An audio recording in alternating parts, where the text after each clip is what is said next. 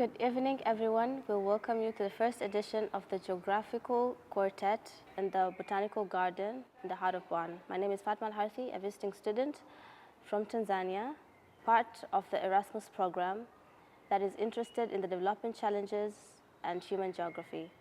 Together with today's round of experts, we would like to discuss topics centering around development geography and global change. The climate crisis is a manifesting reality with a set of massive consequences only part to unfold now, with far-reaching implications for all possible futures. We take more from the earth than the ecological system can provide. Deserts are spreading, freshwater resources are dwindling, species being lost at unpredictable scale. We see development paradigms from the global north that hold the potential for detrimental effects on societies in the global south. The place that we find ourselves today, the Botanical Garden, carries so much history that is closely linked to colonialism. The theft of plants and genetical materials, the hibernization of some specimens, and the birth of cash crops. A display of exotism that we still marvel at today. More of this later when we all reflect more deeply on the entangled history of the discipline of geography with the colonial project from the 19th to the 20th century. And I would like to extend my warm welcome to our distinguished guests in today's quartet, of whom we all know that they are experts of today's topic. I will start with Professor Lisa Schipper. She is a professor of development geography at the University of Bonn and conducts groundbreaking research on vulnerability and climate change. Before coming to the University of Bonn, she was an environmental social science research fellow of the Environmental Change Institute at the University of Oxford. She is also a coordinating lead author of the 6th IPCC assessment report. And I would also want to welcome Professor Detlef Müller-Mahn. He is a senior professor of development geography at the University of Bonn and initiator of collaborative research center Future Rural Africa, author of a multitude of influential books and papers about risk research and social cultural geography, with a genuine focus on the African subcontinent. His most renowned book is called The Spatial Dimension of Risk: How Geography Shapes of Emergence of Riskscapes. And last but not least, I would also like to welcome Professor Dorothea Kleine. She is a professor of human geography in Sheffield and the director of the Institute for Global Sustainable Development. Professor Kleine's groundbreaking research focuses on sustainable human development, global justice, and the role of digital technologies in achieving these utmost crucial goals. She is the author of Technologies of Choice, ICTs, Development, and the Capabilities Approach. Our today's discussion is divided into 4 sessions, starting with the discussion on the discipline of geography development, before moving on to the global challenges, particularly the climate crisis, and closing with reflection on participation, technology, and future making. Thank you and welcome to the discussion.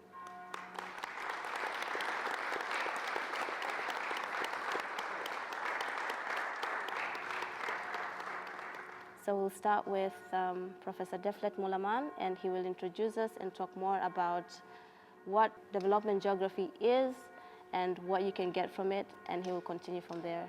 Welcome. What development geography is, how many minutes do I have? So first of all, a warm welcome also to the audience. I'm glad that so many of you are here in such a wonderful weather. And also, thank you very much for organizing this event. I think it's really a good idea, and this is an experimental thing we are doing right here. So we don't know where we will be in an hour from now in this discussion. The way I understood the topic is that we are coming from different perspectives within development geography, and I see my job now in the coming, how many minutes? You said 3-4 minutes? to position myself within development geography because none of us is covering everything, and we all have a critical position towards what development may be, and I think that's something very important. What you mentioned, Fatma, is that as scientists we are part of a changing world, and that means that we are also responsible to what is happening and what we do and what we not do, because we can't cover everything. We do have an experience and specializations in parts of what our discipline, human geography, covers, and we're trying to do the best with this experience. So what I would like to talk about, and we were invited to use books and refer to books in order to introduce the topic, is a little bit my positioning within the history of development geography, because I've worked as a development geographer for several decades, going back at first to 5 years of working as a development officer in development. So I was responsible at that time for a project of GTZ, and I'm very glad I left that field. So I do no longer want to be involved in actually taking responsibility for development projects, but rather try to take a critical position towards what is happening there. And to introduce, I brought a couple of books, can keep it shorter.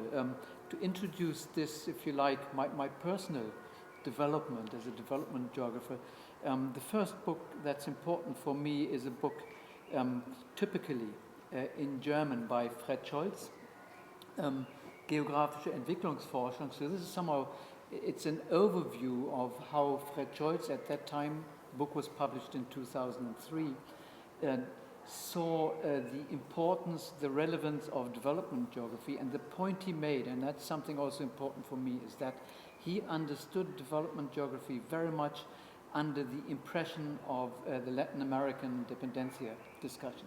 So development for him and for the theoreticians of development theory and the dependencia theory, development means liberation, freedom.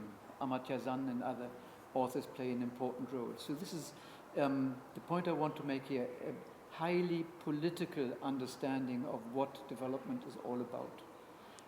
Then this understanding of development came under critique, and quite typically that's more in English books, and I just brought one by Rob Potter and a number of other authors on development geography in English, key concepts in development geography. And the point these authors make is that development is not simply a program, but it links up to the colonial legacies, and we need to come to an understanding what we do about that. So development means getting involved, but the big question is on which grounds, with which normative background, and for which purposes. Quite typically, and that's the difference between these two books, Fred Scholz and the Dependencia series, these are grand models of global development. What we experienced over the past 20 years was more like a fascination for micro-geographies of development. So vulnerability, poverty, agency, and other concepts played an important role. So it was more like the small is beautiful kind of things. But the problem I see with these approaches of the past 20 to 30 years is that these medium-range concepts actually forget about the grand framework and context of development. And what I find important now, and that's so important for my current activities, is to understand development from the perspective of our partners in the Global South. And development, they wouldn't talk about development, but what they would talk about, and what we are doing in a large-scale research project at the moment, is we are trying to understand development as a form of future making. And I brought just one book, Felwine Sarr, a Senegalese economist who wrote about something that he calls Afrotopia. So there's an idea of an ideal future which builds upon African values. I find this concept very fascinating, and at the same time when you read the book, you realize there's a lot of nice fantasy in it, but this won't work. This is just fantasy. It's what he is describing here is a world that builds upon solidarity, family ties, somehow the whole world like a village. And this is something where I would say it's a very nice idea, it's very sympathetic, but we can't turn the wheel backwards. We can't turn the time backwards. But we need to understand futures and future making in this direction of Afrotopia. I'm very sympathetic with that, but in a way that it takes into account the growing challenges the world is facing. Climate change is one of them, but there are many other challenges that the world is dealing with. And this is what we are currently doing in a large interdisciplinary research center here in Bonn and Cologne under the topic Future Rural Africa. We are trying to understand how African societies, intellectuals, communities envision their own futures and what they're doing in order to make these ideas of their futures real. So this is where we are right now. So far, the Collaborative Research Center has worked for 6 years already. I hope there will be another 6 years, and I do also hope that at least part of that time I will be part of it. I think that's all from my side. That was 3.5 minutes, right? Okay, I have 2 questions to ask in the short discussion that you made. The first is, in your experience, what led to the difference of development geography between the global south and global north? The immediate experience and the confrontation with the reality people are living in.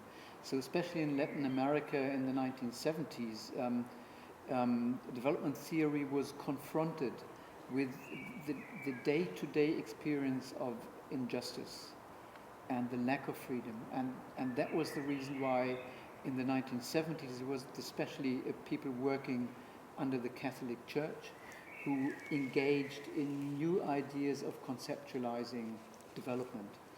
This is something here in the global north, we are in a very comfortable situation. So we may do research wherever that may be in the world, but if it becomes too dangerous or uncomfortable, we just run away.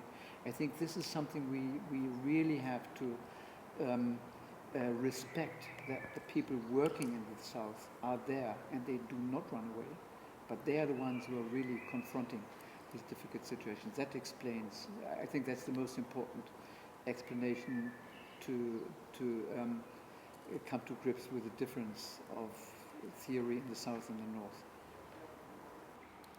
Yes, and what do you think are the challenges that hinder development geography globally?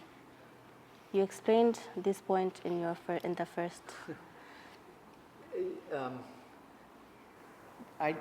Well, that's a very personal statement, I would hear. So the term development has come under pressure in a way that many people don't like to use it any longer. I think that's fine, but I think it's the wrong conclusion from this, that quite often these very intricate problems and the causes of dependencies and underdevelopment are no longer studied.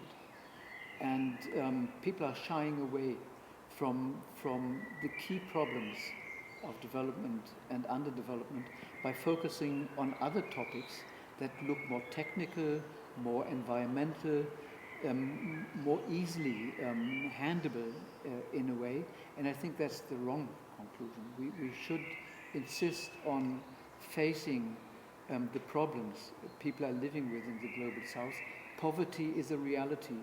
Right now, 6 million people in East Africa are immediately threatened by famine. These are realities we have to face, and it's not enough only to talk about fashionable topics that fit well into theoretical debates, but do not solve the problems of these 6 million people faced by famine. Yes, thank you so much, Professor Müller-Mahn.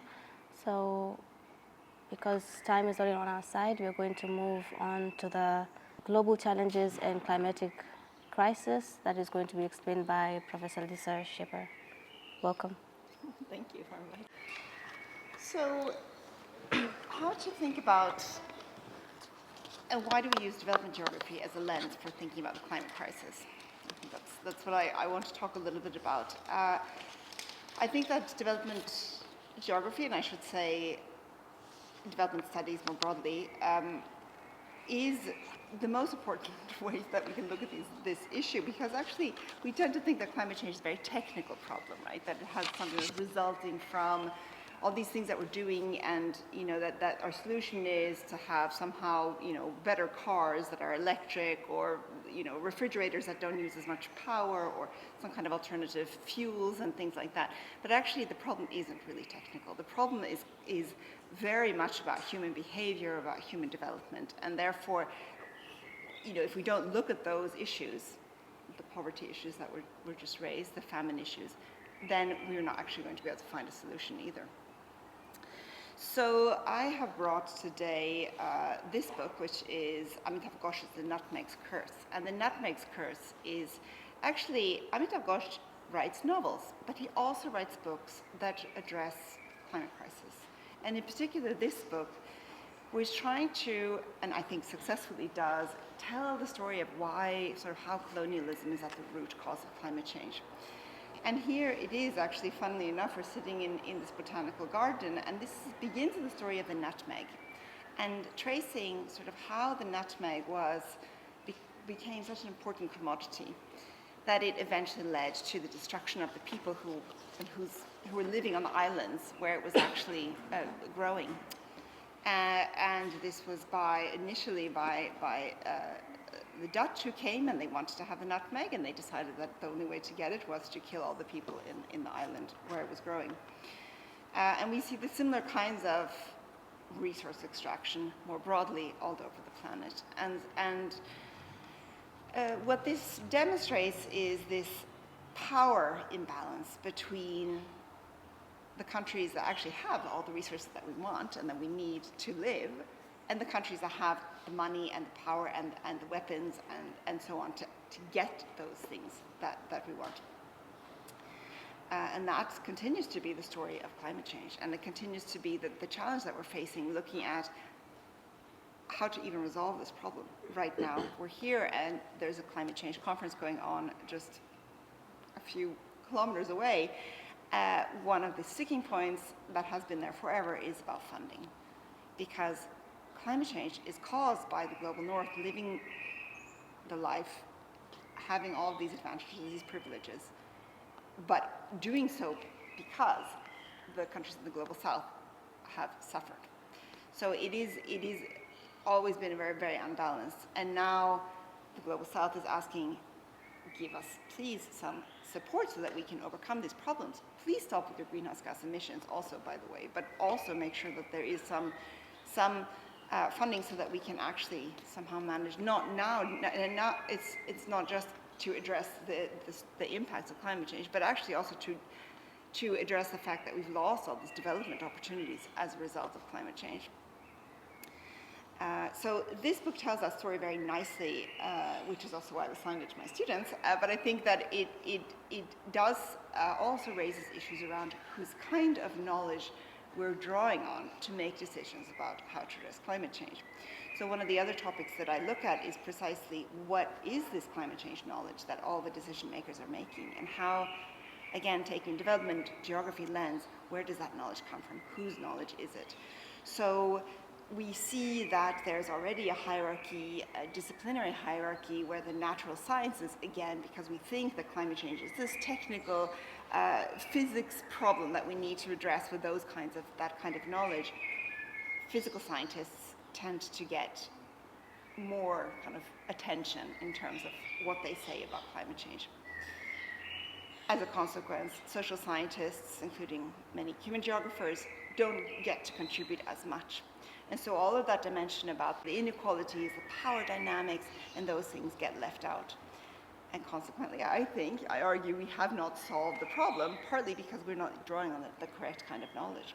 But also, I think what's important to keep in mind is that we've got, when I come and present an issue around adaptation to climate change, for example, say, look, here we can see that there's problems. These adaptation projects are not effective. They're not working. They're actually making people worse off because most of the decisions are taken in countries far away where the money is sitting about they're designing these projects. So we call that maladaptation, when adaptation makes people worse off. But the concept of maladaptation can also be weaponized and used to say, as a result of adaptation projects failing so badly, without really saying that it's because they're badly planned and they're badly executed, maybe we shouldn't do any more adaptation. And maybe we shouldn't do any more development cooperation on adaptation. So I think we need to, looking at the climate crisis, we need to be cautious also as scientists, knowledge producers, that we recognize that even within these problems or solutions that we identify, or the problems that we identify,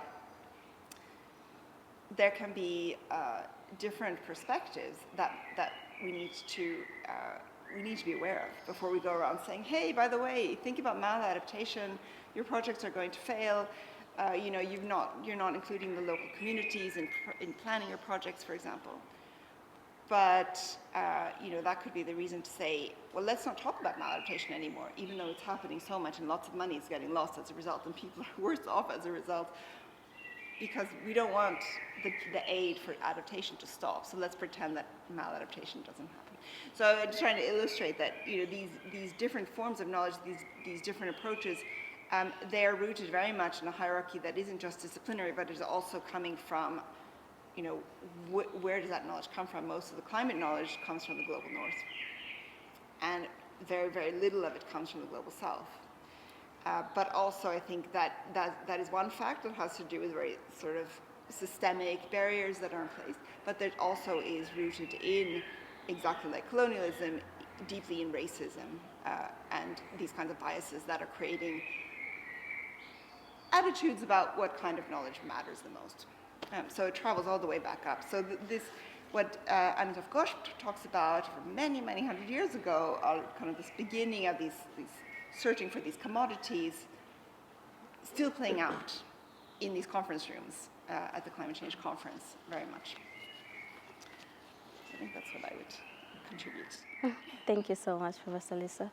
I have a few questions for you.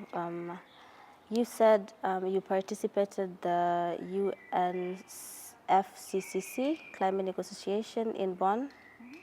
And can you give us a first-hand account from the work of the UNFCCC and where you see it heading at the moment?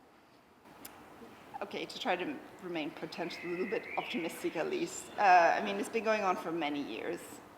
The UN Framework Convention was entered into force in 1994. So it's sort of next year is going to be 30 years of these negotiations. And like I was alluding to, they're really not, the model is the same. The funding is still the pivot point. The funding, who is going to fund, are we going to fund? And that's why they sit there for so long. They decide what language will allow us to have funding from the global south and the global north. What language will allow us so that we don't have to provide so much funding? So there's always that tension on every single topic. It doesn't matter what the topic is. It's always going to be that way. But then you also have, of course, these very certain countries who would rather not have any fossil fuel use reduced at all because that's what they live on. And so there are also these very strong countries. And the problem is that they belong also to the global south countries. And so when they work together in blocks, they can sometimes dominate. And so, for example, the small islands are supposed to have one position also with the OPEC countries, the oil producing countries. But of course, the small islands are the ones who are going to be suffering the most. So they would actually really do want the greenhouse gas emissions to come down. So these tensions are continuously there. And I think if you walked in just off the street, you would be really shocked at the slow pace and how they discussed today. I sat and they were discussing whether they should have a link to a website in a footnote or not for about an hour. So that's kind of what the negotiations are like many, many times. But they're talking about really important global issues as well. It's just that if you get down to looking at the paragraphs, you don't notice that because you think, oh, this footnote, the website, which website, what, I mean, who cares? But of course, it will matter somehow. It's just really hard to understand how. Okay. And you also said little knowledge about climate change is coming from the global south, which means most of the knowledge is coming from the global north. So in that case, what needs to change so that we can get that knowledge from global south and not be too dependent from the global north? Yeah, I mean, one interesting example is that I think, and I'm probably going to get the statistic wrong because I can't remember exactly, but it's something like 6 or 3% of all funding for research in Africa goes to African institutions. And all the rest of the funding on climate change, presumably, is going to European, American, Australian institutions outside of Africa. So actually, the ownership of these projects is minimal, the African ownership. And so, I mean, this is one thing to start with, is how to actually ensure that there's actually really funding going, but also strengthening a lot of the institutions so that they can actually have researchers who can work with the money. But I think that's not enough. I mean, it is partly also this attitude, which again I would argue is rooted in racism around sort of, whose knowledge is actually valid. A lot of the climate models and so on are not sitting, they're sitting in the wealthy countries because the machines that we need to run them are very expensive and so on, really not a lot of power and so on. So it's partly kind of where's the money, where are the researchers, where's the capacity, but then also can we change this attitude around, it's, because it's not coming from a global north institution, it's not as valid or it's not as valuable. So there are multiple different things that we have to work on at the same time. Okay. So this is the last one to drain you. As we all know, we said climate change is such a crucial matter, and to identify the most effective adaptation for it is a problem. You even said one does not work sometimes, but we're still doing it anyway. So in that case, what should change? Which adaptations should we use that you think are right in climate change? Right, so here, I mean, I think one of the first things you have to do is identify who all the actors are who actually influence this process, right? So I would usually put most of the blame for the mistakes on the development funders, who very often do the designing of the projects, and then maybe they put take the project in one continent and just put it in another continent and say, oh, that's going to work. It worked here, let's see if it works there, and yeah.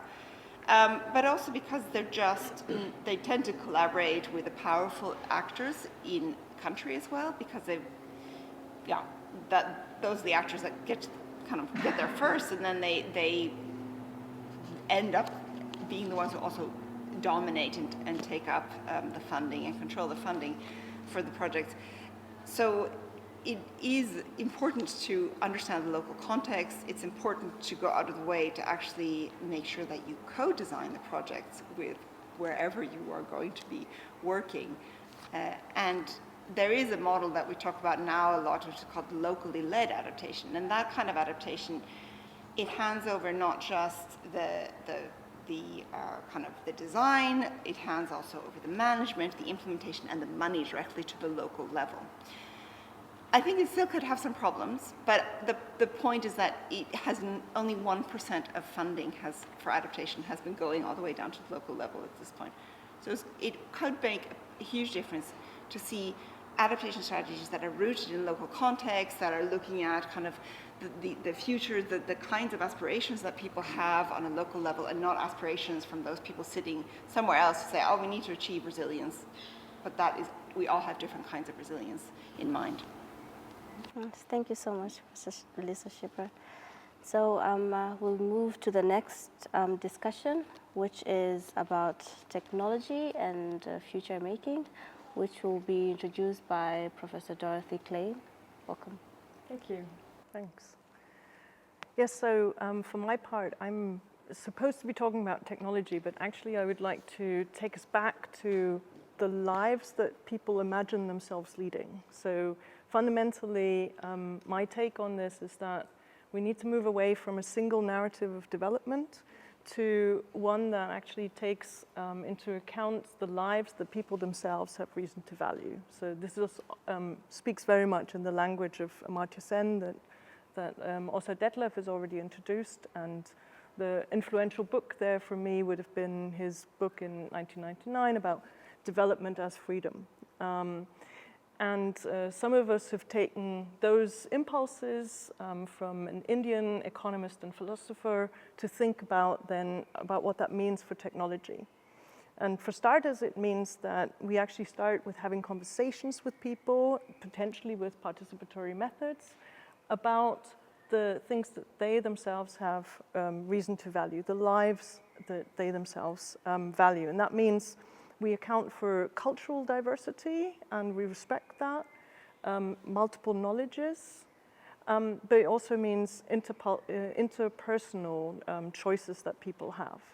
So I think that's a really important angle for me. And then based on that, we can talk about what kind of technical innovations might actually come into play. We know that, for instance, mobile phones have been a game changer for a lot of people, whether it's in the global north or the global south. But what kind of functionalities people are using on that phone actually differs from person to person. And we need to also respect people's choices in terms of their what we call digital sovereignty, actually withdrawing from particular forms of technology use because, for example, for privacy reasons, they don't want to give their data, or that they choose, given the wider context of large technology actors actually dominating those kinds of functionalities and actually also the revenue models, that they may not want to be part of that. So, you know, classic example would be who of your friends is on WhatsApp, who's on Signal, who's on Telegram, and who doesn't want to do anything of those. And we're seeing some of these discussions also happening in a lot of our kind of partner countries. At the same time, I think when we talk about the lives that people themselves have reason to value, that already gives us an out away from thinking about development in the sort of dominant paradigm, which is that, you know, the dominant paradigm over decades has been development equals economic growth. And we are in a time where, quite frankly, we can't afford to think in that way anymore. The ecological limits are very obvious. And the question is now, can we create the sort of the cultural innovation and the imaginative innovation to think about lifestyles that are pro-well-being, pro-flourishing, but not necessarily pro-ever more material wealth. And this is a challenge for the global north because so far we collectively haven't shown a lot of creativity in that space. We are in the global north, we are over-consuming, and we are probably world leading in creating narratives of consumption and overconsumption. So we need to think about that and in many ways learn about different narratives there.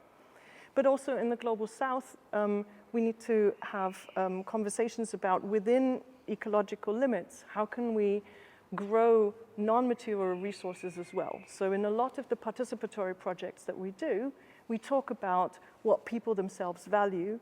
And for example, social resources and social links are really important to people. And that isn't a global north or a global south thing. So these are questions about how we also invest in social ties. Then there's questions about psychological resources. We know that through participatory practice, we can celebrate people's psychological resources. Often people are also under stress, and we can at least find ways through collective solidarity where people might be supporting each other. You know, resilience is an overused term, but fundamentally, how can we be supportive of each other? Maybe also use techniques of collective solidarity to become collectively more resilient at a time when there's a lot of bad news out there, but we still have to retain the power to be imaginative and creative. So psychological resources are, for me, really important. But Detlef also mentioned the challenge of not losing sight of some of the structural conditions. So this isn't some romantic, let's just sit by the fire, think about, alternative narratives. It's also an acknowledgement about, what are the big structural pressures. And there I wanted to kind of talk about intersectionality as a kind of important concept. I could have chosen different people, but I've chosen Patricia Hill Collins' book on intersectionality as critical social theory, because to me it's a book that doesn't just talk about intersecting injustices that structure our society from just an activist point of view, but it's also a book that asks tough questions about social movements insufficiently engaging with theory. And that's a space where, as a social scientist, I feel more at home, because I want to be thinking in an activist mindset, but with theory. I want that combination, and I want us to challenge each other so that we don't all just happily agree with each other, but continuously also challenge our analytical thinking. And I think my final book that I wanted to introduce is Walter Mignolo's Politics of Decolonial Investigation, because quite frankly, when we think about how we might innovate, how we think about our lives in different ways, we have to learn from each other. And that means being really open to different kinds of knowledge, as Lisa was kind of alluding to. Also different kinds of how knowledge is packaged. And what Mignolo in the book is also talking about is that we have relied very heavily on a Western canon, and a Western canon also not just of knowledge, but of what is legitimate knowing and what are legitimate ways of living. We now have a lot of more discussion in our field about epistemic diversity, including alternative sort of epistemologies like Buen Vivir, Eco-Swaraj, about also Ubuntu. And we shouldn't take these as like new canonized sort of big building blocks. We should just use them as examples of being open for alternative ways of seeing and actually listening to voices from other parts of the world. So we can have real dialogue, but always with the analytical fierceness to basically engage also in quite robust discussions with whatever models were being offered. But maybe also with a generosity of spirit in that we believe that we can all learn from each other, cross-culturally and across disciplines. So that's kind of where I'd position us today in complex times, multi-crisis, but still a little bit of hope that if we have a good dialogue culture, we might still be able to imagine positive futures. Thank you so much. And I have a couple of questions. The first, you talked about the signifiers of the life we value, yes, and about the technical revolution and evolution of the book that you said. And do you think that can technology bring gender equality, gender values, and participatory process and fair trade? And if it does, what works and what does not? So you've given me a wonderful formulation there, in that you asked, can technology bring, and then fill in the blank. And I can immediately say, don't think so. Because technology, as it says, should never be reified away from humans. So it is humans who create technologies and socio-technical innovation, and therefore, whatever technology there is, we have to engage with the creators, the human creators that produce technological artifacts, systems, and the political economy around that technology. So we must never forget that there are people behind those technologies. And that gives us also, in reverse, a chance to shape the world, including our future technical worlds. From another perspective, you brought in sort of gender equality. One of the challenges that we have is that a lot of the technological futures that are currently being shaped are being shaped by, frequently based in the global north, youngish, middle-aged men, frequently a middle class, frequently white, and with a vision of the future or the lives that they value, which is very, very far removed from the majority world and the interests of many people, for instance, in rural Eastern Africa.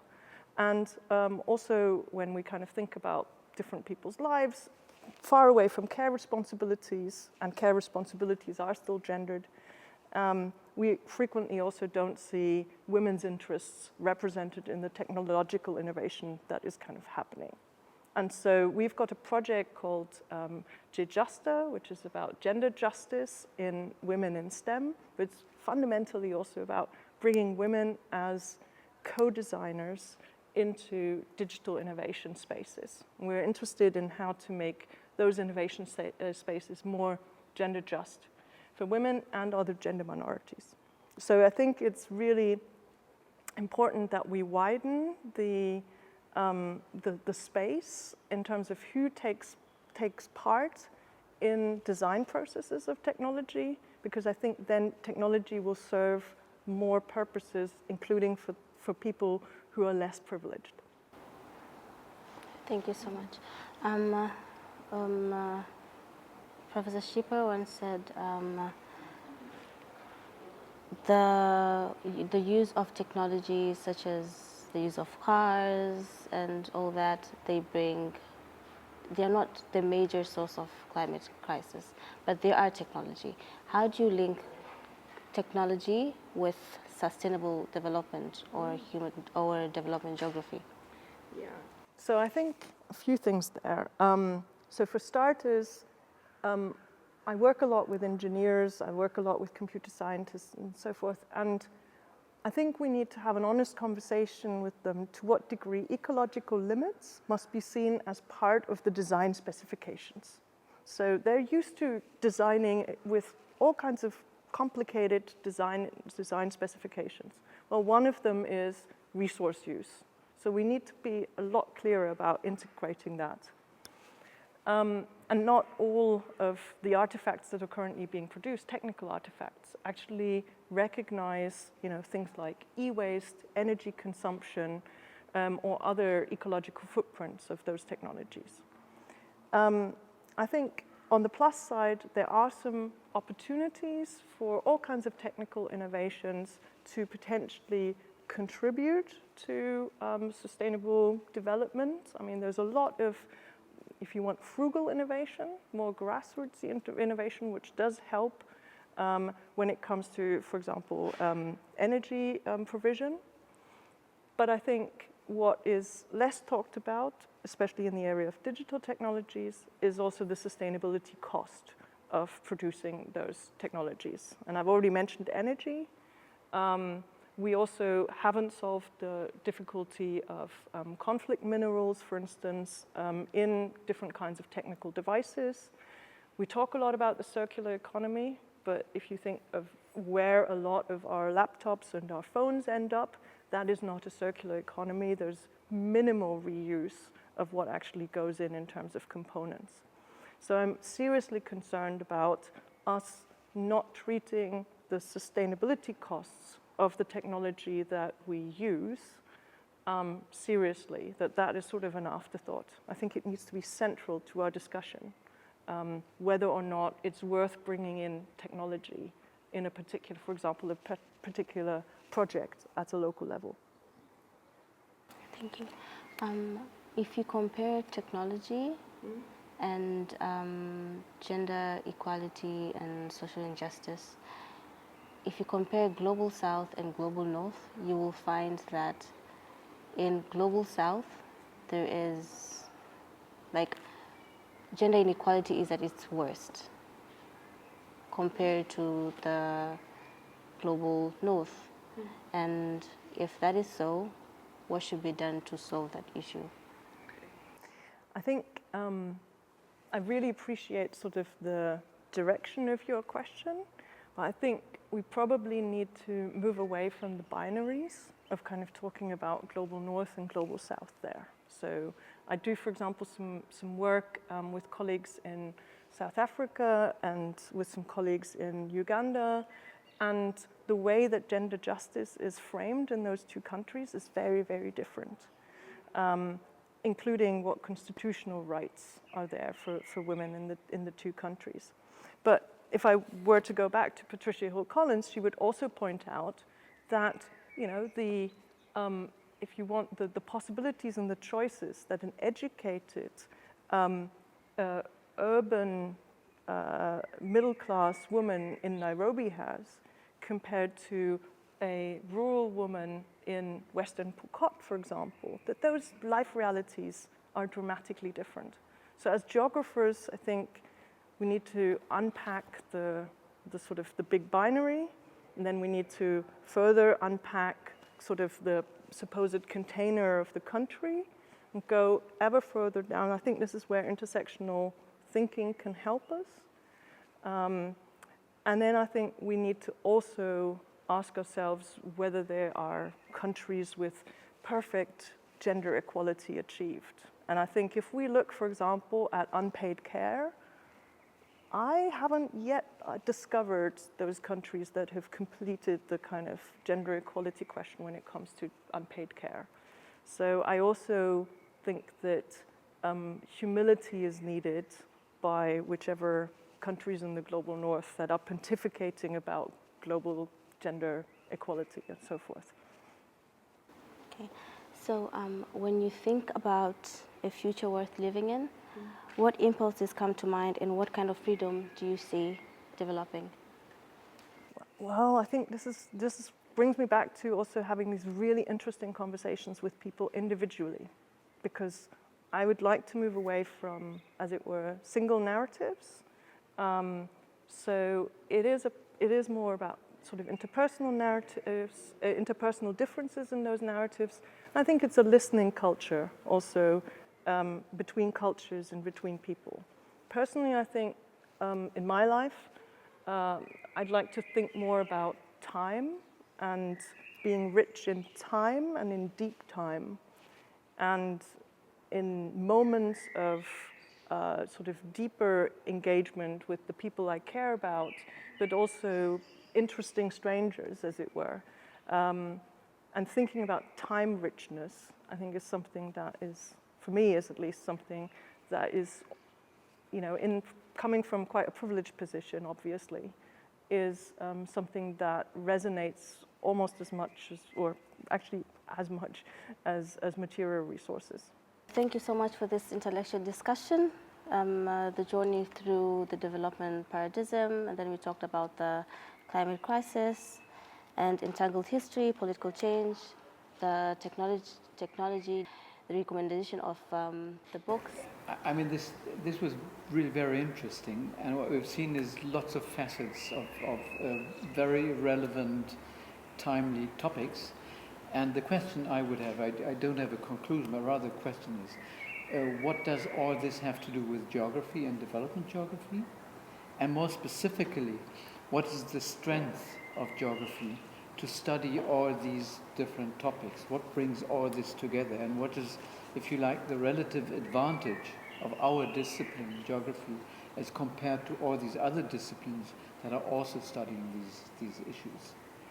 And if I may begin with an attempt of an answer, I see the strength of geography because all this is deeply related to geography.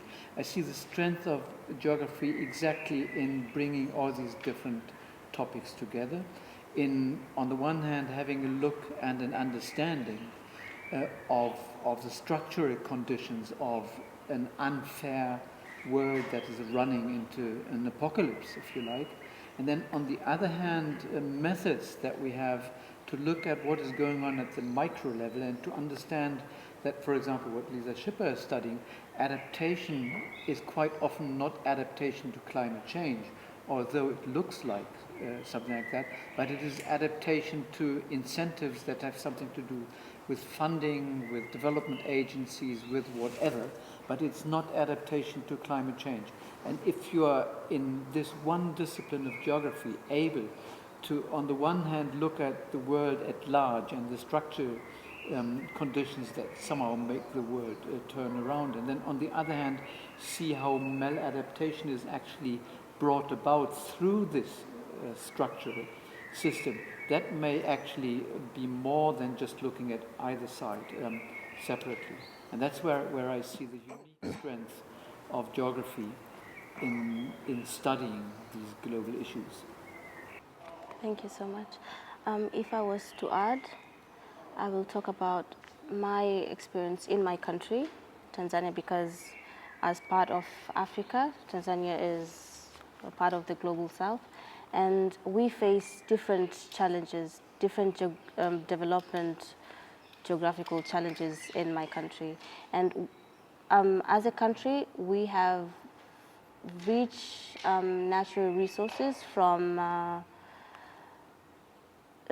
species available, biodiversity, plenty of national parks and the forest around, which is incredible. But we are facing environmental unsustainability, like methods of sustaining the products that we have, the resources that we have, and this is due to shortage of awareness. We do have institutions that teach these kind of things, but most people, if you go back to what Professor Müller-Mahn said earlier, poverty is the issue.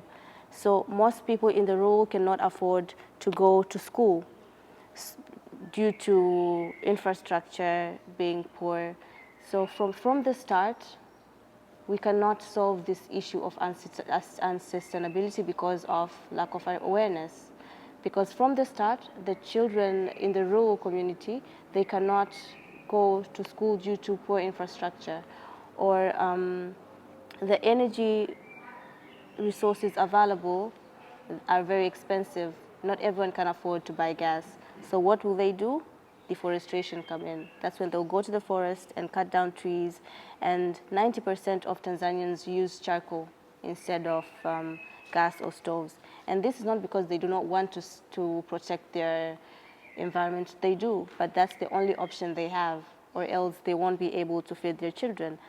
So these are the things that us as a country or as youth would want to change in the future, because we do have so many resources compared to various other countries, but we do not have the technology or the means to improve them. And another thing are fundings. We are among the developing countries, so most of the fundings are not going to the locals. So it has to start to the locals first, because they are the ones that are closer to the resources. And awareness should be given to these people, because if you want to protect the forest, they should know. I'm doing my research. My master's thesis is about non-timber forest products, and it's about creating awareness on how to improve these non-timber forest products. You do not have to depend on wood products such as timber, because you will not sustain or conserve the forest for the future of other generation.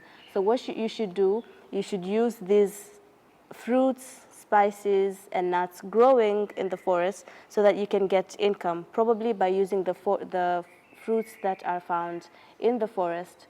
You can make juice out of it and sell in the streets and probably get something out of it. Or you can transport these fruits and these medicines or spices found in the forest and sell them as medicines to other countries or nearby countries. That's how you can grow our economy. But the problem comes in funding. They can do that, the locals can do it, they are ready to do it, but they do not have the support to do it. So at the end of the day, they'll just go back to cutting down trees because it's the easiest way. And probably it's not allowed, but they'll still do it in an illegal way just for them to survive. So if we create more awareness and if we bring more technology to the locals, then we can develop most countries in Africa. Hopefully. Yes, hopefully. I guess just to going off of what you've just said, and maybe this notion of plural narratives and multiple narratives, and I think I would probably talk about climate justice, which has emerged as such an important kind of rallying notion for, we have to think about who is being affected by climate change, and the poorest, the ones who have the least resources, are the ones who are the least able to actually deal with the problems and change things. But I think it's important to keep in mind that what we understand as climate justice is very different in different places, and so it is definitely therefore important to look at it through development geography. It's not just a political concept that political scientists might look at, or something that has to do maybe just from a sociologist's perspective, like how are people getting activated, how are they protesting, and so on. But certainly we need to understand it from a development geography perspective to say that what's climate justice for me might not be the same thing for you, right? And how do we accommodate that, and how do we create these multiple different kinds of narratives around it to make sure that there isn't anybody that is suffering because my climate justice narrative is getting, I'm pushing something that could then end up making somebody else worse off. Thank you so much. Detlef mentioned, why geography and what's the contribution, and I do think geography can be also seen as a fulcrum for a lot of these discussions. So for starters, the history of geography is deeply bound up in the history also of the sort of colonial exploration, and therefore also of kind of earlier, very unequal cultural exchanges. And so it's almost in the nature of the subject that it's also our job. We carry responsibility for some of these earlier, as it were, messed up encounters that were deeply infused by racism and patriarchy. And it's to some degree also our responsibility and our job to now be very proactive in trying to find out how we can have more positive encounters, more equitable partnerships. And so let's turn that responsibility and also the very important historical honesty about our subject into something positive and think about, right, how would we do this right now, right here? And how can we be one of the disciplines that lead on this thought, who want to kind of push on this thought? I think if we wanted to be hopeful about geography, I think there are particular strands of diversity that are already written into geographical ways of working. So our students and our staff members, by the very fact that they come into contact with physical sciences and social sciences and humanities all in the same department, I think we have a tradition in the subject of people actually listening to different forms of knowledge in the sense of multidisciplinary or interdisciplinary, sometimes transdisciplinary exchanges. So I think we're very well placed for that. In, I think, many geography departments, we practice engagement with stakeholders beyond the academy, which is also not the case in all disciplines. And again, that is a chance for us to also think about how we can have an impact in the world beyond writing books. I love books, but beyond writing books, how do we do that? And maybe also thinking about knowledge production kind of beyond the academic formats as well to reach a broader audience. So I think there are possibilities for diversity there. At the same time, our subject is still insufficiently diverse. We still have much more better resourced departments in the global north and in particular countries. So we need to think about how we balance that out. And there are many other kind of aspects, including the diversity of our staff members in class, race, gender, and other aspects where we can do more. But again, I would take that as a positive challenge and basically saying we've got some aspects of diversity where we are actually sort of, as it were, stronger or have advanced a bit more than other disciplines, but we have a long way to go. But I think we can take that as a positive challenge, as something that we do as a learning community together, including in intercultural exchange and learning from scholars across the globe. Thank you so much for the discussion. I would now like to welcome the floor, the audience, to ask any questions. Thank you very much for your talk. I have a question about one point that Professor Kleine talked about, which I find quite interesting. As you are aware, in the 60s, 70s, a wave in post-colonial studies was initiated that also led to the post-development debate in development geography, which urged development geographers to scrutinize their positionality and their research. And what we are experiencing now is a new wave of decolonization. And I liked that you said this is a positive challenge that we are dealing with here. And the new wave of decolonization is not only urging us to be critical of ourselves, but it demands to decolonize our concepts, our research practices, and the whole discipline as such. And I would be interested in, my question is to all of you, what do you think is decolonization? What does it mean to you? And how you are dealing with that issue regarding your work?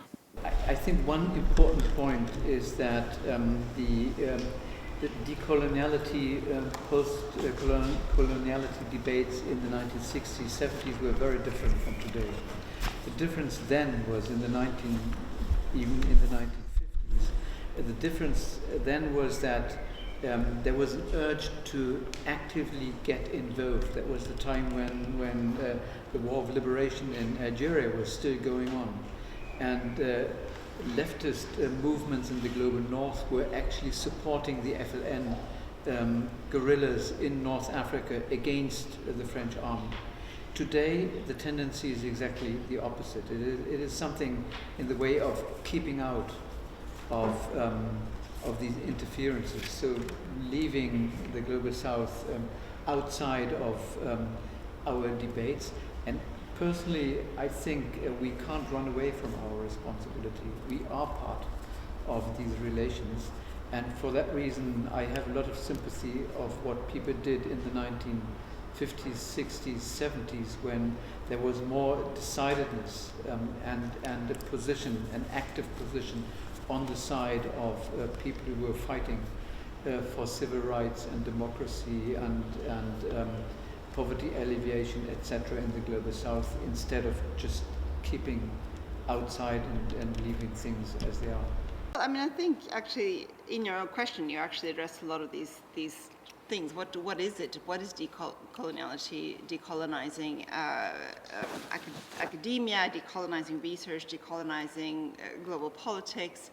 I think exactly these concepts, recognizing that you know, where are these concepts coming from, as I was talking about this, whose knowledge is dominating the agenda, the practices, as you said, how do we do this research? I think it's interesting to see how many students are actually now questioning whether it's actually coming from Europe. Is it really necessary to go to the field? Is that the best way for my short period of dissertation, that I could actually, you know, I don't really know the context. Do I really belong there? Should I do something different for my dissertation?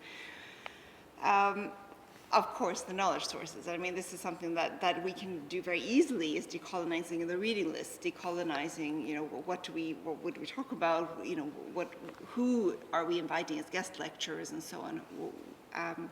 But I also think, maybe I'm contradicting now, sort of. I mean, I do think actually that there are some topics. I mean, part of decoloniality is also recognizing that there are maybe some topics that really should be dealt with by global South scholars, and that actually we don't belong as global North scholars talking about those things. I I think that, you know, there are topics and perspectives, and I have to be honest, sometimes I feel like, wow, I really missed, you know, I missed completely what was going on. And I said something that was extremely kind of global north and privileged, and I didn't realize it, and I tried to make an effort, but there are things that are simply, without the lived experience, it's really, really difficult to recognize. And so I do think that there are certain topics, especially around identity and around kind of history and maybe relationship to land in particular, if you think about a lot of indigenous people, that if you haven't experienced those things, maybe you know, should give space to some other scholars who actually do have that experience to talk about those things.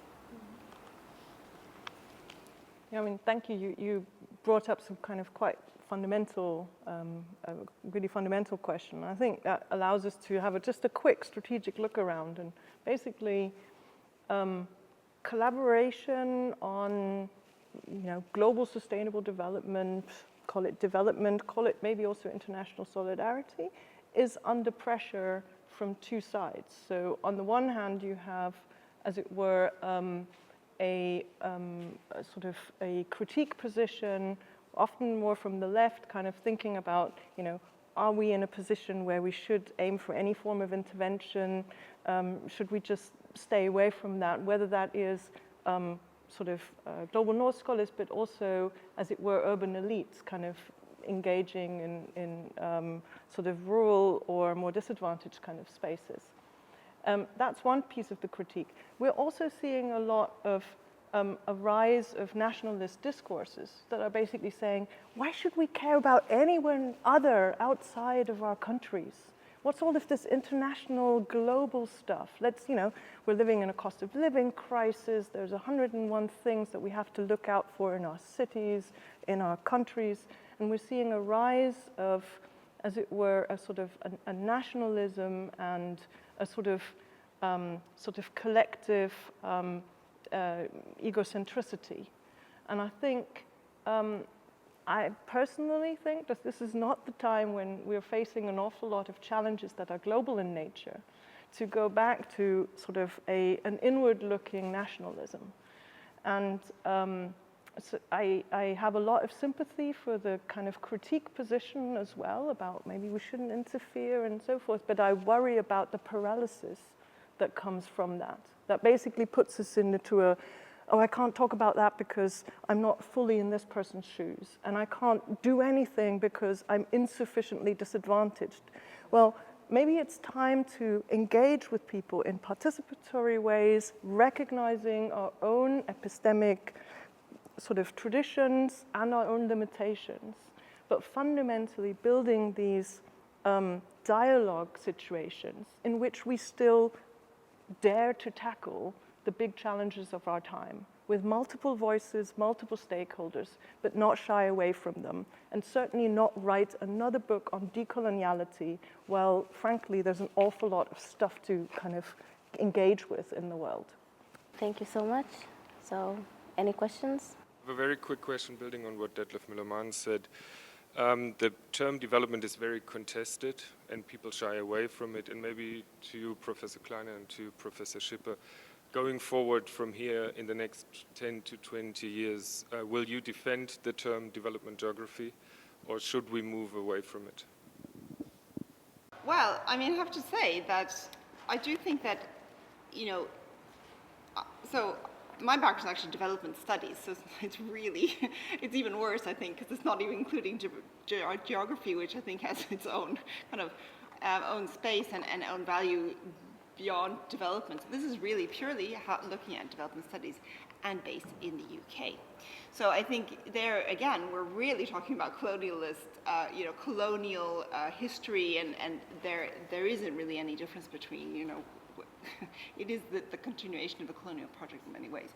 So I do think that I have had concerns about exactly how to represent myself, and perhaps I now have the chance to escape slightly from this by being now in a geography department and saying that I'm a development geographer, so that I don't have to only rely on that development dimension. But I certainly think that it is, I absolutely agree, it is contested, and it is difficult because inherently the question is, as Dorothea was saying, is it about economic development?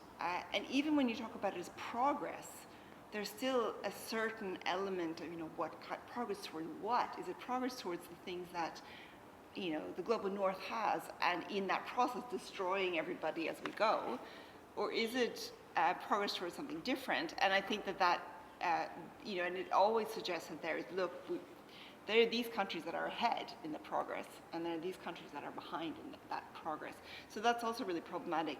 So of course, I think it's important to defend it on the basis of what we were just saying, how if we don't look at the big global issues from this perspective, recognizing the power differences, the equity differences, and so on, we're going to continue to fail in finding any solutions, and also we won't be able to create the spaces for discussing, making it uncomfortable conversations where we realize, maybe I have to step down now, and somebody else has to speak, somebody else is coming from the global south, and so on.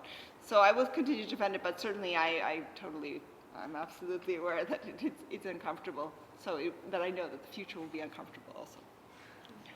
When we kind of talk about development, there are some communities that feel that we can actually now talk about a space of the future. And then I'm willing to start about redefining what we mean by development.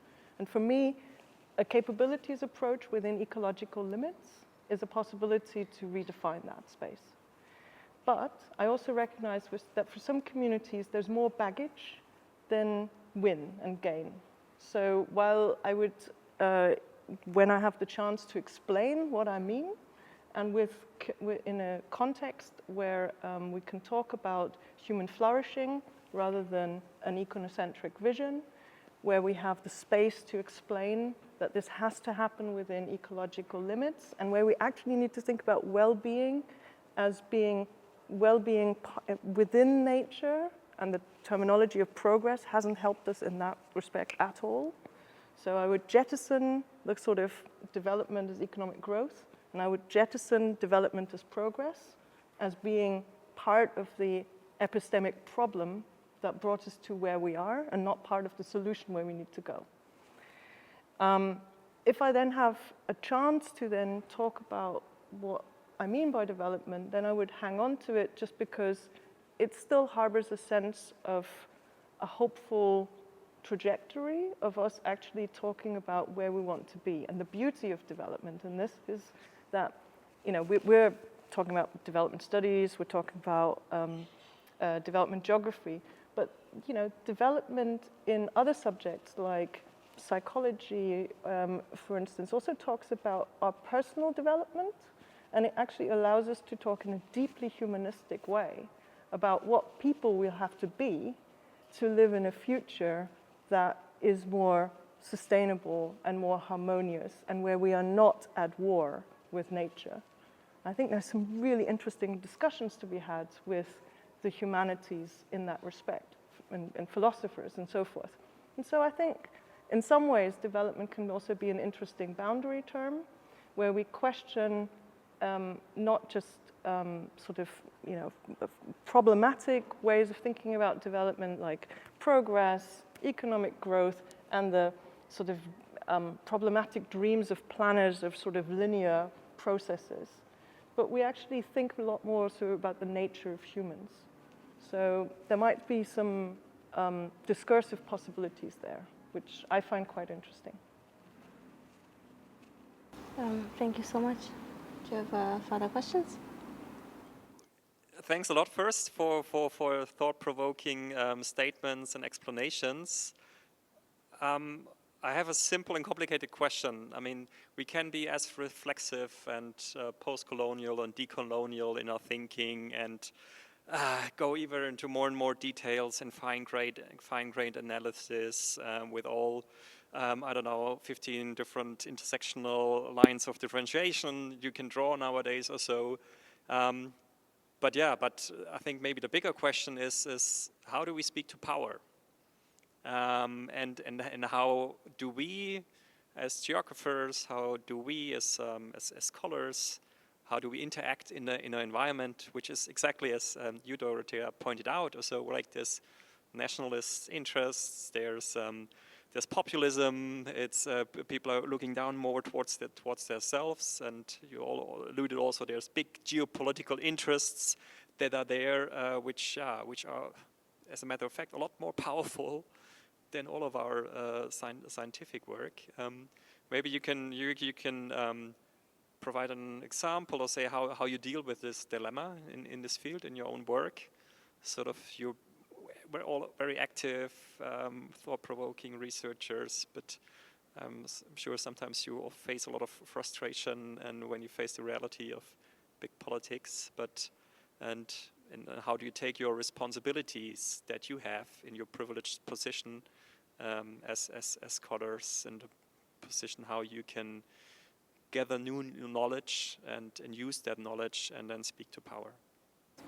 Maybe a brief example that I think about is the question that keeps coming up for me is whether, as a person who works on climate change, whether I can also be an activist, whether it's possible to be a scholar activist, and the tension that creates. For me, it's obvious.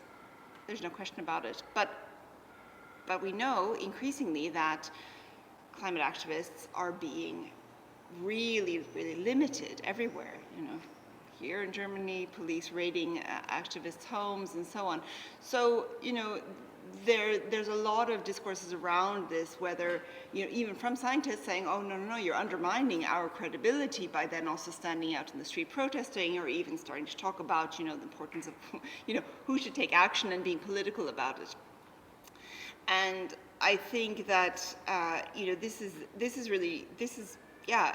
this is where the power dimension comes in, because ultimately, to some extent, you can make your own decisions, but you might get arrested, and you might also lose your job. There was a quite a famous case of two scientists in the U.S. who went to a big academic conference and under the banner to say stop fossil fuels, and one of them very famously lost her job as a result in her institution.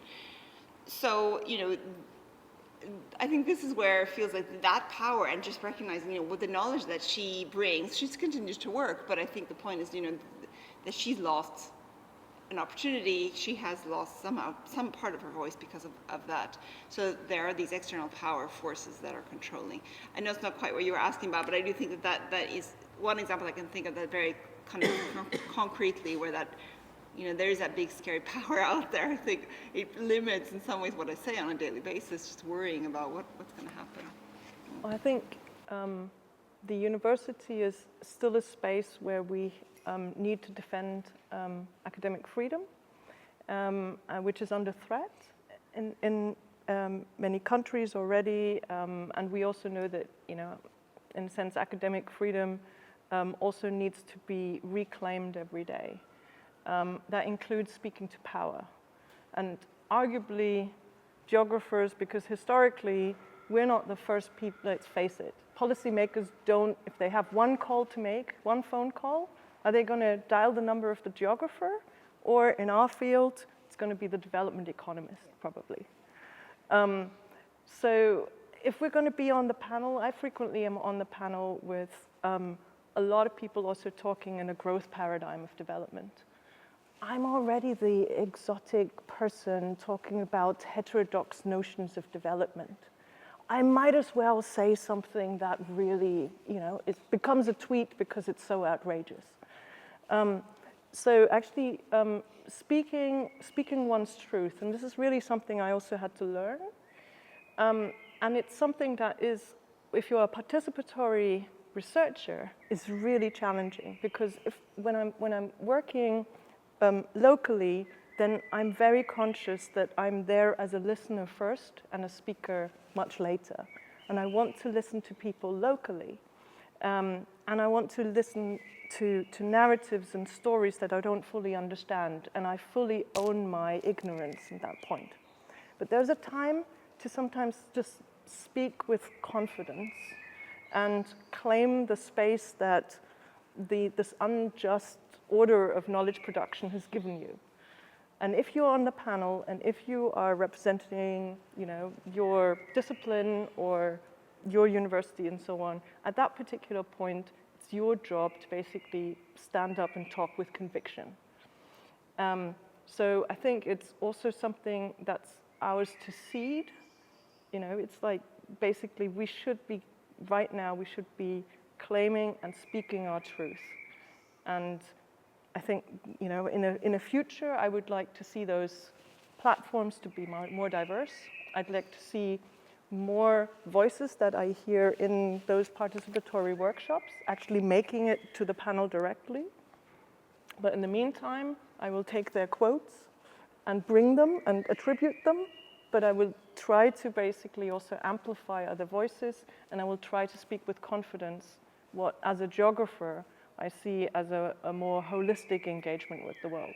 And that sometimes is in contradiction to the dominant narrative of the recent released reports, the policy framework, the log frame, and the sort of economic model. I think this question is really extremely important, Benjamin. You were asking there, so how do we speak to power? I would reformulate the question, how do we make our research relevant? What are we working? So are we working to write papers for the shelves? Are we actually getting engaged in a world that is unfair, unjust, and unsustainable? My answer to that will be, personally, I'm not the person throwing stones or somehow tying myself to a bridge somewhere, but rather I think we all, people working in science and having the privilege of being at a university, what we can change is the way how we cooperate with other colleagues somewhere else in the world. And that is especially with our partners, in my case, for example, in Africa, where we're trying to make things different through new forms of collaboration. That is my personal approach. And this does not only mean scientific collaboration, it goes far beyond that.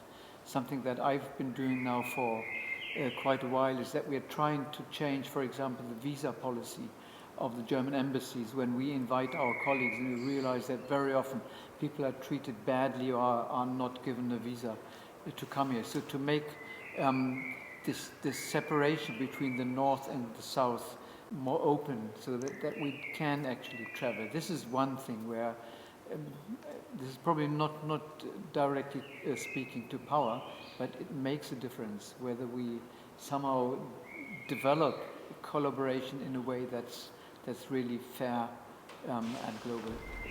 Thank you so much. Any further questions? Thank you very much for the very interesting discussion. I have one question on the maladaptation on climate change. You, Professor Schipper, you were talking about the agencies, how they implementing climate change adaptation projects and how it's failing, but how can we actually avoid it? Because we tend to think, okay, these people who are implementing these projects are experts in the fields, right? And yeah, maybe you can share your thoughts on it, how we can try to avoid that it really leads to adaptation, not to maladaptation. I like your point about that these people who are implementing projects are experts, and I think that's exactly the point, that they're actually not experts. They may be good at project management, maybe they know how to balance the budget and how to, you know, start the documentation that's necessary, but they don't know that often, and in the cases where we're talking about maladaptation, they mostly are not experts on the locations where they're doing the projects, and so this is the big problem, and I think partly why worry about, we don't want to categorize any kind of activities necessarily as these are always going to be maladaptive, because it's really about that process of how adaptation projects are implemented. And it's precisely that, if they're only considered to be about climate change, but they're not at all considering all the other issues that are happening, then they're probably going to fail in some way, and they may also make all these other problems worse. And I think it's important to keep in mind that we do have lots and lots of experience of this in just development projects. So regardless of if they're adaptation or climate change related, we have lots and lots of maldevelopment projects, and that's partly, kind of what we look at, and that's a history of kind of the scholarship that we're looking at, is these processes of power imbalances and colonialism. So it's maybe not at all strange that we have lots of maladaptation, since we have lots of maldevelopment as well. Somehow it's getting a special special treatment as this new kind of, oh, we found this new concept, but really it isn't new. So we should have been able to solve this a long time ago. Thank you so much. Are there any other further questions? Thank you also from me for that inspiring talk. And I wanted to pick up on something that you mentioned in passing, Dorothea. You said at one point challenges that we're shying away from. Some of you have already mentioned some of the big challenges ahead in terms of development and cooperation. But what might be other challenges ahead that perhaps at the moment scholarly work is ignoring in development geography? What might be other challenges that we are perhaps at risk of overlooking? Starting with sort of my field in the sort of technology space, for instance, there is, in a sense, there's a huge amount of emphasis on sort of the cutting edge of technologies, the sort of futures. You know, now we've got a lot of discussions about AI for development and so forth. While at the same time, we haven't actually solved sort of basic digital divide issues and questions that have to do with also social norms for technology use. So I think just like sort of a lot of development discourse has a newness bias and a fashion for newness, so do we have in the discussion about technology and development a risk that we always rush to the sort of next fastest, latest innovation, while big equity issues are still with us, and frequently questions of inequalities just get replicated in the next layer of technological innovation. So that's one thing. Also staying with the big structural inequalities that keep being replicated. I think there are some topics that some colleagues shy away from because they're politically so incredibly sort of tense to kind of engage with. And we talked about question of academic freedom. You know, some people kind of pay quite a high price if they are engaging with some of these topics. Clearly, the climate change activism space is one of those things where it's a sort of challenging area for scholars to position themselves. In my area, in also questions about gender and gender justice, development colleagues have been sort of quite happy to engage with questions of equality for women, but we haven't necessarily talked about gender minorities. We still have LGBTQIS+ people who are largely invisibilized in development studies, and we know that we need to have profound engagements there, including cultural, cross-cultural discussions, which are going to be uncomfortable and which intersect also uncomfortably with histories of colonial imposition. But that doesn't necessarily mean that we can just have particular groups that we just structurally ignore, whether that's in the statistics or in the narratives. So that would be examples that come to mind immediately. If I may add something just to comment, I think it's not only about ignorance or shying away from particular topics, but there's also the inverse. So there's fashions related, for example, to research funding. So topics, if you just look at research funding in the Federal Republic of Germany over the past couple of decades, whenever we had a shift in the government, something like half a year later, some new topics pop up which somehow have something to do with the programs of the parties in power. And that does not mean that people are forgetting about the other issues, but these other issues are somehow more pushed into the shadow because these new topics are financed. And what we do also observe is that some issues obviously have been forgotten. We did already have research on questions of inequality, dependency, etc., which today are not very fashionable. And who knows whether this is going to come again. I mean, I'm looking at Benjamin Etzert. So your research on migration is something which is gets financed from a very particular angle, and I think we have to get farther beyond that to really understand what is going on here in the world. So I might add one thing, that it's not necessarily about studying per se, but I think that there is a very jarring disconnect between development practice and development research, and I would say the Sustainable Development Goals, or the Millennium Development Goals, are probably even worse, which are sort of creating this very reductionist concept of development. As you know, we have all these goals, and then we have these targets, and that's going to be, these are our Sustainable Development Goals. But the problem is, when that happens, all the governments will put their money into those things and forget all the other things that are outside, because not everything is included there. And certainly, I would argue one of the bigger problems is that they're not maybe always set up in the right way, so that they're not actually focusing on the right part of the question, but politically it would be too difficult to talk about something else. So, yeah, I mean, I think that is something that, of course, scholars engage with the questions of that disconnect between practice and policy and research. But yeah, what do we, like we say, oh, it's the best available approach, the Sustainable Development Goals. Well, is it really though? And maybe we could be more critical about it. But of course, it's all the governments in the world have agreed on these things. So let's just stick with them. And the problem is that frames research, and that frames what we see as kind of the objectives for development currently. There are these problems as well.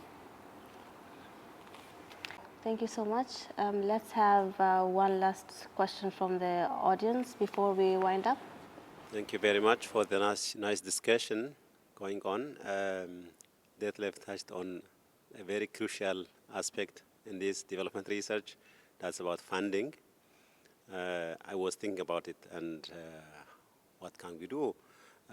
Because in the future also, we should really strengthen cooperation with, for example, African researchers, African institutions. And in this process, we should define problems together with them. We should try to be participatory in the problem definition itself, proposal writing itself. Of course, there are a lot of challenges in that process, but we should take time and so on. But funding, funders have their own programs, their own designs and aspects that should be defined as a research problem, and then they have also timelines. In the future, if we want to strengthen this development research, the question is, what can we do? There are important issues that we know, but they may not be in the funding program. So we are we going to shift ourselves always following these funders' policies and guidelines, or we develop a mechanism whereby we inform also funders that there are a lot of issues that are still relevant, and maybe there are some which are forgotten that should be taken up and then funded, so that we can really continue developing this research profile and contribute to policies also, not only in a specific aspect, but in broader aspects of development issues to contribute from science. Shall I begin? Gilma, thank you very much, and thank you that you're here today. I think that's a very important point. So just some fragments of an answer. One thing, when we observe this volatility of research funding and the way how different topics pop up and then vanish again, in order to stabilize this field a bit more, what's needed is institutions behind research funding, and the Center for Development Research here in Bonn and IDOS and United Nations University are important institutions that somehow create stability beyond these fashionable topics. And I think we can be very proud that we do have these institutions here in Bonn. That's one thing. The second fragment of an answer is that where this is some of the rules of the game in science. So if you always, if scientists just sit down and complain about the unfairness of research funding, yeah, that's our business. I mean, most of the project proposals we write get declined and are not successful. It's very unfortunate, but that's where we invest our time. What we need, and that brings us again to this topic of development geography or development at large, development is not a very sexy topic. So I would never write a proposal which somehow says something about small-scale development, blah, blah, blah, somewhere. Nobody cares for these things. You will not get money for that. So you have to sell the research interest differently. And I think our Collaborative Research Center is a good example for that. So from the very beginning, we avoided the term development. It's nowhere in the proposal. We don't talk about development.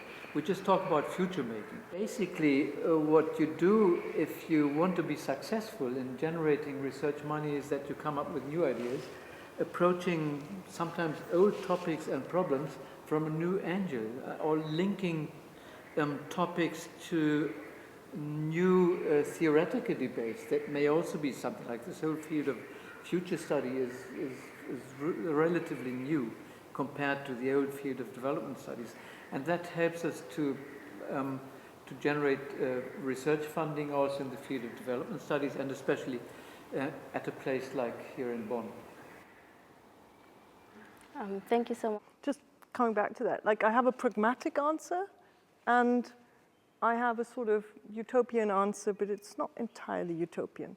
So I think my pragmatic answer is, yeah, do the map of the buzzwords, check out what the latest thing is for the funder, check out also what the current domestic topics are, which will then be reflected in also the sort of foreign policy and also the, if you want, development frameworks that they are after. Okay, fine.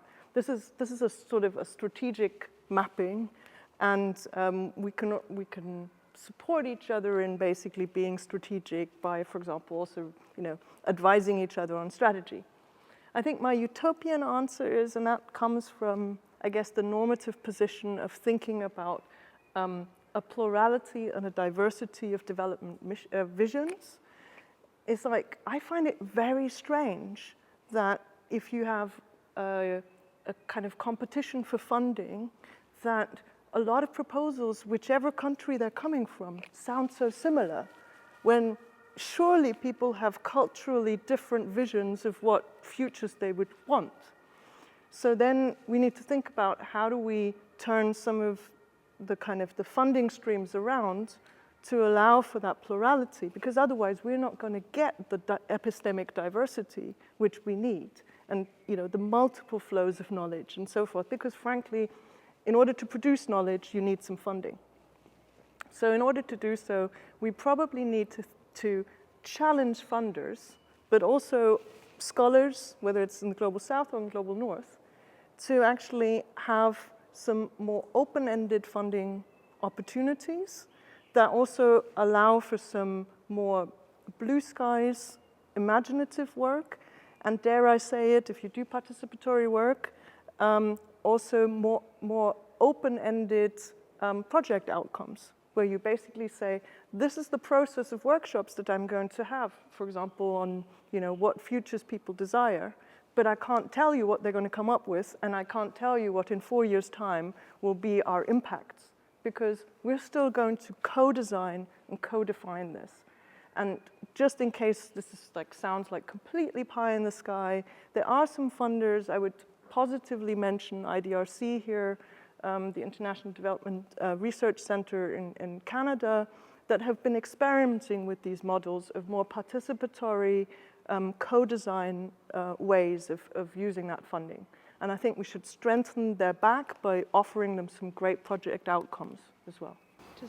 I think I was actually going to mention IDRC, big cause that they've had recently called the CLARE projects. And they're about adaptation and resilience. And the IDRC has some really sort of critical criteria for how you can even get the money. And you have to have partnership from the Global South. And I think in the UK there have been other kinds of approaches where have been sort of demand-driven research in the Global South, which is still led by an institution in the UK. So it's not really going all the way and thinking about that. Maybe perhaps I should mention, because I've been looking at this for a long time, is sort of there are inherent biases also that are beyond the topics that we're looking, the way that we write proposals. There are gender biases, there are racial biases, there are other kinds of equity biases that come in the decision-making process. So it's not, everybody who goes into writing proposals is not equal from the perspective of the reviewer. And that comes to things like where there's some of these projects where you have to go out for interviews and there will be unconscious biases against you if you're a woman or if you're coming from a name that can't be pronounced easily for the people who are sitting in the room or something like that. But also that sort of, there are certain kinds of perspectives never get included. So a lot of these funding calls don't consider people who, for example, might need more time to write, so who have dyslexia or other kinds of situations or have huge caring duties and just don't have the time to write. The deadlines when the proposals are for, you put them in right after Christmas. If you have a family, you're not going to be able to probably get that proposal in because you're probably going to be taking care of your family over Christmas.